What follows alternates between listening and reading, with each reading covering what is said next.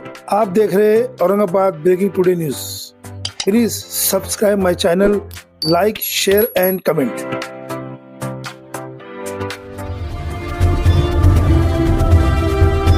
अधिकारी निलंबित झालेच पाहिजे।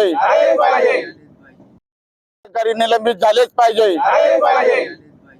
आम्ही कृष्णापूर येथील असून 1972-73 साली आमचं पुनर्वसन झालेलं आहे। हे पुनर्वसन जे जायकवाडी धरण आहे त्या जायकवाडी धरणाच्या नदी किनारी गोदावरी नदीकाठी आमचं कृष्णापूर हे गाव वसलेलं होतं। 1972-73 साली पाटबंधारे विभागाने सदरचं पुनर्वसन हे बिडकीन येथे करण्यात आलेलं आहे। ग्रामस्थांच्या संमतीनं आणि पाटबंधारे खात्याच्या संमतीनं ग्रामस्थांनी जी जागा ठरवली त्या गट नंबर 25 मध्ये शासनाने आम्हाला 6.64 हेक्टर जमीन दिलेली आहे। तर ही 6.64 हेक्टर जमीन आणि आमच्यासोबतच सबविद्यालय क्षेत्र म्हणून त्यांना 1.60 दिलेली, अशी टोटल मिळून 8.24 होतं। परंतु बिडकीन तलाठी आणि मंडळाधिकारी यांनी 7/12 जमीन शिल्लक नसताना सुद्धा फेरफार घेतलेला आहे 27 गुंठ्याचा, आणि ती जमीन त्यांनी दुसऱ्या ग्रामपंचायतीला दिलेली आहे। तर आमचं मागणं आहे की ती शाळेची जमीन आमच्या शाळेची जमीन असताना त्यांनी ती वर्ग केली, कारण त्या जागा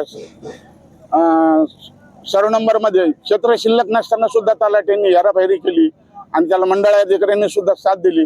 म्हणून आमची मागणी आहे की मंडळाधिकारी आणि तलाठी बिडकीनचे हे दोघेही निलंबित झाले पाहिजे आणि आमचं जे गावाचं नाव आहे ते 7/12 नोंद आणि ऑनलाईन झालं पाहिजे, कारण ऑनलाईन न केल्यामुळं हा प्रकार घडून आलेला आहे। म्हणून आम्ही बिडकीन तलाठी आणि मंडळाधिकारी यांच्या विरोधात या ठिकाणी आम्ही बसलेलो आहोत आणि आमची मागणी मान्य झालीच पाहिजे। तुम्ही या संबंधित कुणाशी पत्रव्यवहार केला का शासनाशी? या संबंधी आम्ही जिल्हाधिकारी कार्यालय संभाजीनगर, त्याच्यानंतर मग मुख्य कार्यकारी अधिकारी छत्रपती संभाजीनगर, तहसीलदार पैठण, त्याच्यानंतर गट शिक्षणाधिकारी छत्रपती संभाजीनगर जिल्हा परिषद, या सर्वांना आम्ही निवेदन देऊन आमची दखल घेण्यात आलेली नाही। त्यांनी काही आश्वासन वगैरे दिलंय का? आश्वासन आम्हाला अजून कोणीच दिलेलं नाही।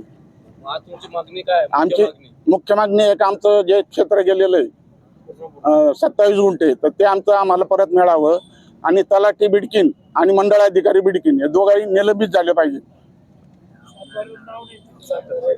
आणि सदरची आमचे जे 1972 पासून कृष्णापूरचं गावचं जे नाव होतं 7/12 तर ते आज रोजी कमी करण्यात आलेलं आहे।